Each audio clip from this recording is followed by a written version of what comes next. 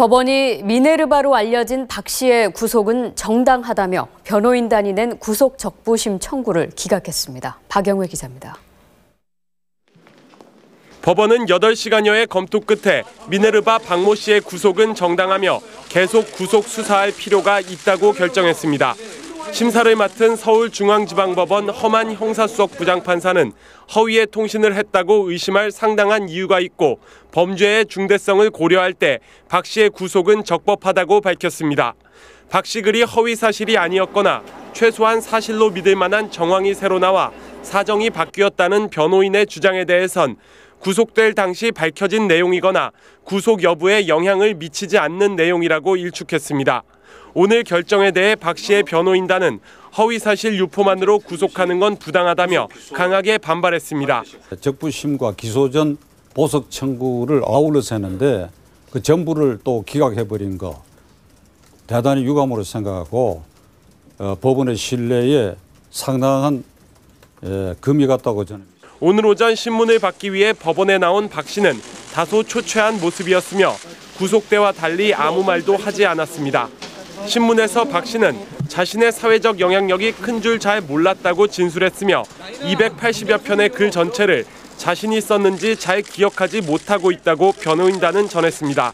오늘 결정으로 박 씨는 구치소에 수감된 채 수사를 계속 받게 됐으며 검찰은 조만간 조사를 마무리하고 박 씨를 재판에 넘길 계획입니다. MBC 뉴스 박영회입니다. 네, 법원이 며칠 만에 스스로 결정을 뒤집기는 어려울 것이라는 전망이 그대로 맞았습니다. 변호인단과 네티즌들은 법원이 또다시 정치적 판단을 했다며 반발하고 있습니다. 강민구 기자의 보도입니다.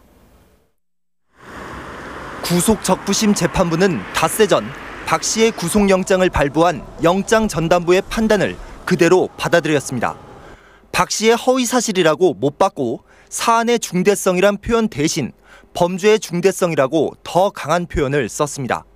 나아가 허위사실인 줄 몰랐고 공익을 해할 목적이 없었다는 박 씨 측의 주장을 들어 증거인멸과 도망의 염려가 있다고 판단했습니다. 법조계에선 이번엔 박 씨가 석방될 거란 전망이 나오기도 했지만 같은 법원이 불과 닷새 만에 판단을 뒤집기는 어렵고 대법관 인사를 앞둔 민감한 시기란 점을 들어 기각될 것이라는 전망이 우세했습니다. 변호인단은 정부가 외환시장에 개입한 사실이 드러나 구속 판단과는 사정이 달라졌는데 이를 외면했다고 주장했습니다. 오늘날의 수사기관과 같은 기준을 적용을 한다면 인터넷상의 모든 표현들은 이 법조문을 벗어날 수 없게 되는 것입니다. 법원이 또 일부 과장된 표현을 문제 삼아 허위 사실로 단정했으며 외환시장 개입을 인정하고 박 씨를 구속함으로써 정부 스스로가 국가 신인도를 떨어뜨린 거라고 반박했습니다. 허위 사실 유포로 해서 그 자체로 해서 범죄가 된 나라는 우리나라뿐인데 이거 구속하면 진짜 국가 신인도 떨어집니다. 참여연대는 법원이 또다시 정치적 결정을 했다며 실망스럽다는 반응을 내놓았습니다. 검찰의 행동에 대해서 법원이라도 좀 제어를 해줄 거라고 일말의 기대를 가졌는데 그러한 역할들을 법원이 포기를 했습니다. 인터넷에선 박 씨의 구속이 당연하다는 의견도 있었지만 사법부가 눈치를 보는 것 아니냐는 내용의 비난 댓글이 많아 논란은 계속되고 있습니다. MBC 뉴스 강민구입니다.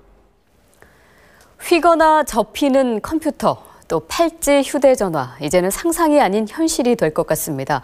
신소재 그래핀의 상용화 기술을 국내 팀이 세계 최초로 개발했습니다. 박선아 기자입니다.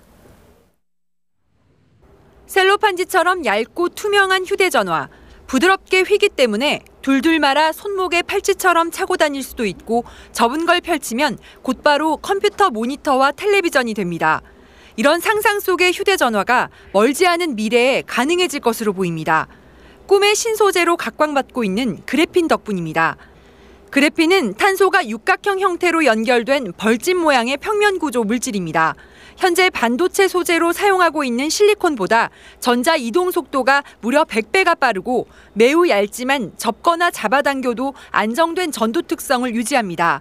하지만 넓은 면적으로 만드는 게 어려워 실제 제품으로 만들 수 없었는데 이번에 성균관대와 삼성전자 연구팀이